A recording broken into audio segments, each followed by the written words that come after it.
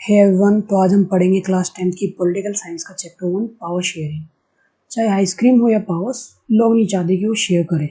और यही कुछ आइडियाज़ थे मोनार्की और डिक्टेटरशिप की, जो काफ़ी समय से चलते आ रहे थे। ऐसा माना जाता था कि पावर किसी एक राजा या ग्रुप के पास हो तो ज़्यादा अच्छा है, क्योंकि अगर पावर्स को बहुत सारे लोगों में बांट दिया गया तो इससे क्विक डिसीजन लेना काफ़ी मुश्किल हो जाएगा।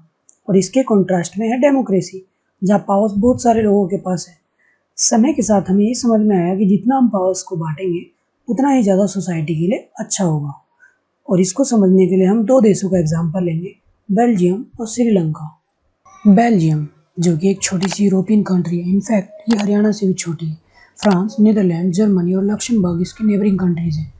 यहाँ के एथनिक कंपोजिशन की बात करें तो यहाँ पर 59% लोग फ्लेमिश रीजन में रहते हैं और डच लैंग्वेज बोलते हैं। 40% लोग वेलोनिया रीजन में रहते हैं और फ्रेंच बोलते हैं। और बाकी 1% लोग जर्मन स्पीकिंग है और ईस्टर्न पार्ट में रहते हैं।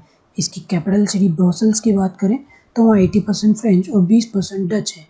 फ्रेंच बोलने वाले लोग काफ़ी अमीर थे, जिसके कारण उनका इकोनॉमिक और एजुकेशनल डेवलपमेंट भी फ्लेमिश रीजन से पहले हुआ। अब दोनों कम्युनिटीज़ के बीच में टेंशन बन गई और इसका सबसे बड़ा कारण था कि डच बोलने वाले लोग नंबर्स में तो मेजॉरिटी में थे, लेकिन कैपिटल सिटी में वो माइनॉरिटी में थे। अब इसी को कंपेयर करते हैं श्रीलंका की सिचुएशन से। श्रीलंका एक छोटा सा आइलैंड नेशन है, मतलब कि ये चार तरफ पानी से घिरा हुआ है और ये तमिलनाडु के सदर्न कोस्ट से कुछ ही दूरी पर है। श्रीलंका के एथनिक कंपोजिशन की बात करें तो यहाँ 74% लोग सिन्हाला लैंग्वेज बोलते हैं और 18% लोग तमिल लैंग्वेज का यूज़ करते हैं।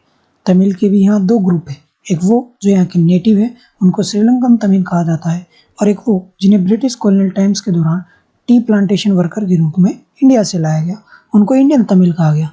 ज़्यादातर सिन्हाला बोलने वाले बुद्धिस्ट थे और तमिल बोलने वाले या तो हिंदू थे या मुस्लिम्स। कुछ 7% लोग क्रिश्चियन भी थे, जो दोनों तमिल्स भी थे और सिन्हाला भी। श्रीलंका जैसे ही 4 फरवरी 1948 को आज़ाद हुआ, सिन्हाला कम्युनिटी बीइंग मेजॉरिटी वहाँ की गवर्नमेंट पर अपना डोमिनेंस सिक्योर कर लिया और मेजॉरिटेरियन स्टेप और मेजर अपनाए ताकि सिन्हाला कम्युनिटी सुप्रीम पावर बनी रहे। इन्होंने 1956 में एक एक्ट पास किया जिसके तहत सिन्हाला को श्रीलंका की ऑफिशियल लैंग्वेज बना दिया गया। इस एक्ट की वजह से सबसे ज़्यादा बेनिफिट सिन्हाला कम्युनिटी का हुआ, चाहे वो पॉलिटिकल अपॉर्चुनिटी हो या फिर जॉब अपॉर्चुनिटीज़। अब इनका कॉन्स्टिट्यूशन ज़्यादा से ज़्यादा बुद्धिज़्म को बढ़ावा देने लगा और तमिल्स को काफ़ी एलियनेटेड और माइनर फील होने लगा। तो एट लास्ट तमिल ने खुद की एक पार्टी बनाई और उन्होंने डिमांड रखी तमिल इलम की एक सेपरेट स्टेट की और तमिल को ऑफिशियल लैंग्वेज डिक्लेयर करने की। लेकिन सिन्हाला कम्युनिटी ने इसका विरोध किया, जिसके चलते दोनों में टेंशन बढ़ गई और फिर दोनों कम्युनिटी के बीच सिविल वॉर हुआ, जिसमें काफ़ी लोग मारे गए और काफ़ी लोगों को रेफ्यूजी की तरह अपना देश छोड़ना पड़ा।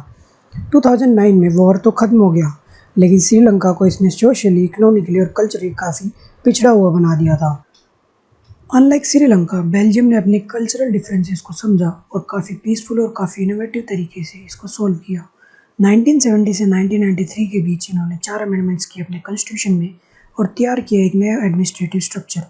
इसके अकॉर्डिंग सेंट्रल गवर्नमेंट में डच और फ्रेंच बोलने वाले दोनों ही कम्युनिटी की इक्वल रिप्रेजेंटेशन होगी, और अगर कोई स्पेशल लॉ बनाता है तो दोनों कम्युनिटी की मेजॉरिटी में रजामंदी चाहिए होगी, तो कोई भी एक कम्युनिटी अकेले डिसीजन नहीं ले सकती है। सेंट्रल गवर्नमेंट की काफ़ी पावर्स दे दी गई स्टेट गवर्नमेंट को, तो इन टर्म्स ऑफ पावर अब स्टेट गवर्नमेंट सेंट्रल गवर्नमेंट की सबऑर्डिनेट नहीं थी। कैपिटल सिटी ब्रसेल्स की एक और सेपरेट गवर्नमेंट बनी, जहाँ पर भी डच और फ्रेंच के इक्वल रिप्रेजेंटेटिव्स थे। इनके अलावा एक और गवर्नमेंट बनी जो कि कम्युनिटी गवर्नमेंट कहलाई। कम्युनिटी गवर्नमेंट को एक ही लैंग्वेज के लोग इलेक्ट करते थे, चाहे वो कहीं पर रहे। तो इसके तहत सभी कम्युनिटीज़ को अपने अपने कल्चरल, एजुकेशनल और लैंग्वेज राइट्स थे। बेल्जियम का मॉडल काफ़ी कॉम्प्लिकेटेड है, लेकिन यह आज तक वहाँ पर परफेक्टली वर्क कर रहा है। इसकी स्टेबिलिटी को देखते हुए आगे चलकर ब्रसेल्स को यूरोपियन यूनियन का हेडक्वार्टर भी बनाया गया। वाई पावर इज़ डिज़ायरेबल, इसके दो रीज़न हैं। पहला है प्रूडेंशियल और दूसरा मॉरल। प्रूडेंशियल को एक साइंटिफिक अप्रोच की तरह देख सकते हैं, जिसमें हम कैलकुलेशंस करते हैं कि हमने क्या गेन किया और क्या लॉस किया है। वहीं मॉरल रीज़न एथिक बेस्ड या नैतिकता पर टिका हुआ है, या फिर सिंपल भाषा में समझे तो एक तरफ दिमाग है तो एक तरफ दिल। और जब हम पावर शेयरिंग को दोनों पहलू में देखते हैं तो पावर शेयरिंग बेनिफिशियल है। प्रूडेंशियल टर्म में ये कॉन्फ्लिक्ट और वॉर से बचाता है और मॉरल टर्म्स में ये काफ़ी वैल्यूएबल भी है। मॉडर्न डेमोक्रेसी में हमें अलग अलग जगह पावर शेयरिंग देखने को मिल जाती है, जैसे कि among different organs of government. इसको हम हॉरिजॉन्टल डिस्ट्रीब्यूशन ऑफ पावर भी बोल सकते हैं, क्योंकि इसमें अलग अलग ऑर्गन जैसे कि लेजिस्लेचर, एग्जीक्यूटिव और जुडिशरी सभी सेम लेवल पर होते हैं और कोई भी ऊपर या नीचे नहीं होता है। Legislature law making, executive law implementation और जुडिशरी लॉ इंटरप्रिटेशन का काम करते हैं और ये एक दूसरे के ऊपर चेक ऑन करते हैं, जिससे एक चेक एंड बैलेंस वाला सिस्टम बना रहता है और कोई भी अपनी मनमानी नहीं कर सकता है। Among different level of governments, इसको हम वर्टिकल या फेडरल डिवीजन ऑफ पावर भी बोल सकते हैं, क्योंकि इसमें सबसे ज़्यादा पावर होती है फेडरल गवर्नमेंट के पास, जिसको हम सेंट्रल या यूनियन गवर्नमेंट भी बुला सकते हैं। उसके नीचे आ जाता है स्टेट गवर्नमेंट या फिर प्रोविंशियल गवर्नमेंट, और फिर उसके नीचे लोकल या सेल्फ गवर्नमेंट बोले जाने वाली म्यूनिसिपैलिटी या पंचायत बॉडीज आ जाती है। तो ये आपस में पावर शेयर करते हैं कुछ पावर्स की लिस्ट के थ्रू, जैसे यूनियन लिस्ट, स्टेट लिस्ट या फिर concurrent list. Power sharing among different social groups, और इसका सबसे बड़ा एग्जांपल है बेल्जियम की कम्युनिटी गवर्नमेंट। बहुत सारी कंट्रीज़ में एक लीगल अरेंजमेंट भी है वीकर सेक्शन के रिप्रेजेंटेशन के लिए। इसका एक एग्जांपल ले लेते हैं, जैसे कि भारत देश में आज भी बहुत सारे आदिवासी, शेड्यूल ट्राइब्स या शेड्यूल कास्ट है, और क्योंकि वो माइनॉरिटी में है और उनको अपने देश में एलिनेटेड फील ना हो और उनके कल्चर के प्रोटेक्शन और प्रिजर्वेंस के लिए उनको कोटा या रिजर्वेशन दिया जाता है, तो वह एक स्पेशल पावर शेयर करते हैं among different political parties, pressure groups and movements.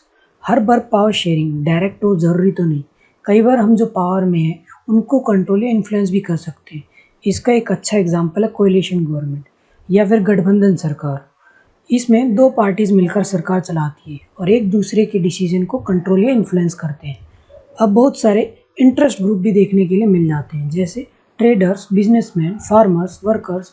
ये इन्फ्लुएंस करते हैं गवर्नमेंट को टू टेक सर्टेन डिसीजंस। ऐसे ही मूवमेंट्स, हमने हिस्ट्री में बहुत सारे एजिटेशन और मूवमेंट्स के बारे में सुना है जिन्होंने मजबूर कर दिया था एडमिनिस्ट्रेटर को डिसीजन लेने पर। कुछ के उदाहरण दे देते हैं, जैसे डांडी मार्च, नॉन कॉर्पोरेशन मूवमेंट। तो ये था आपका chapter 1 all about power sharing.